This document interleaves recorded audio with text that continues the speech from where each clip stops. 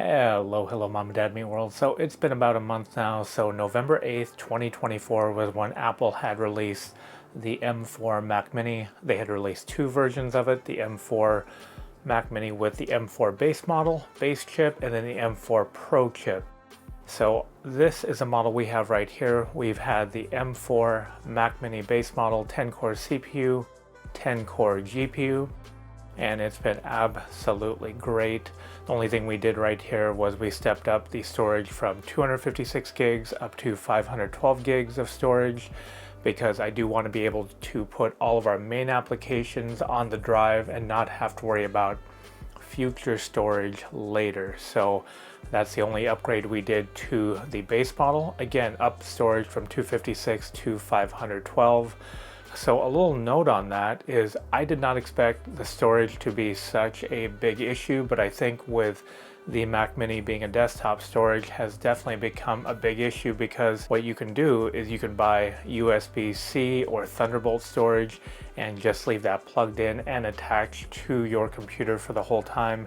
And I think that's probably going to be the best bang for the buck, as opposed to paying for the extra upgrades with storage to go up to 1 terabyte, 2 terabytes, or 4 terabytes. So you can get an external drive for a lot cheaper.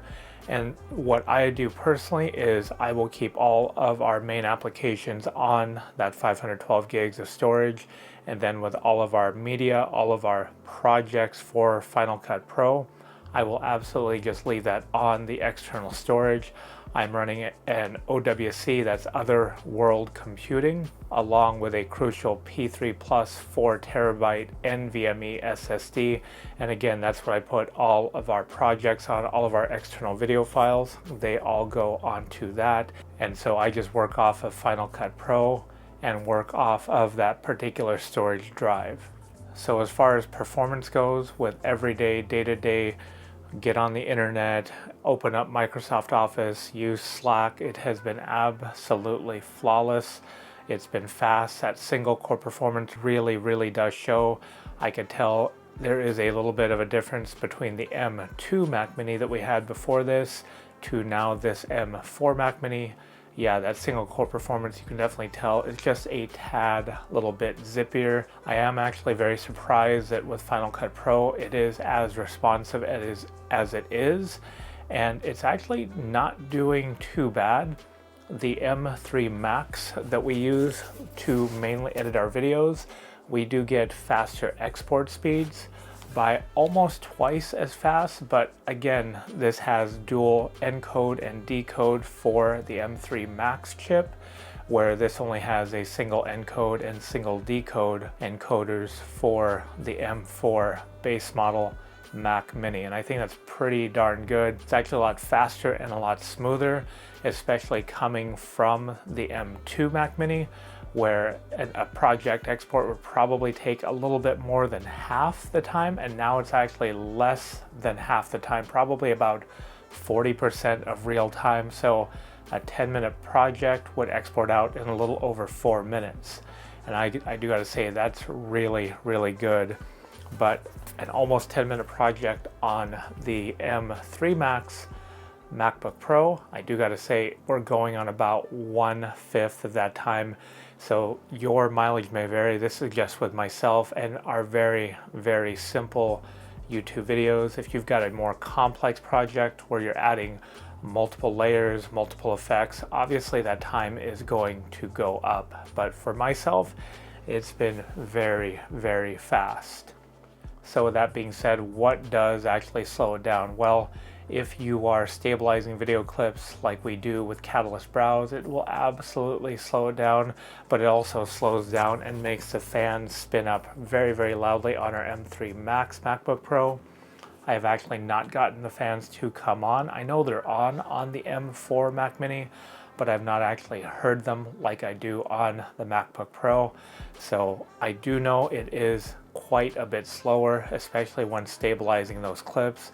It buzzes through those clips when doing stabilization with the M3 Max, but that's probably because there are 30 GPU cores as opposed to 10 on the M4 base model Mac Mini.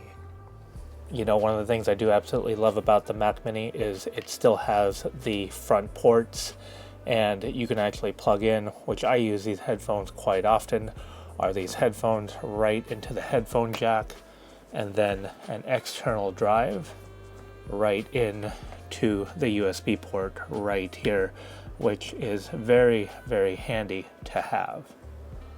So what else do I have to say about it? Have there been any problems with it?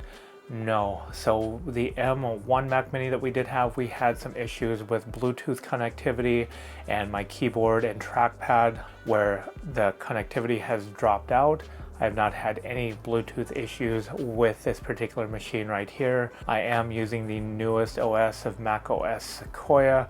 I am actually not running Apple Intelligence. I've actually got Apple Intelligence turned off because, well, I want to save that storage and that extra horsepower for using Final Cut Pro and then using all the other apps that we do use at the same time, because I will be working on a project in the background, maybe have Pixelmator Pro pulled up, doing a little bit of editing on a photo, and then I've got Slack and Office and a remote desktop all going at the same time, all between these two monitors. And then depending on how I'm feeling, if I'm losing a little bit of concentration, I will pull up a little bit of streaming service on the other monitor right here.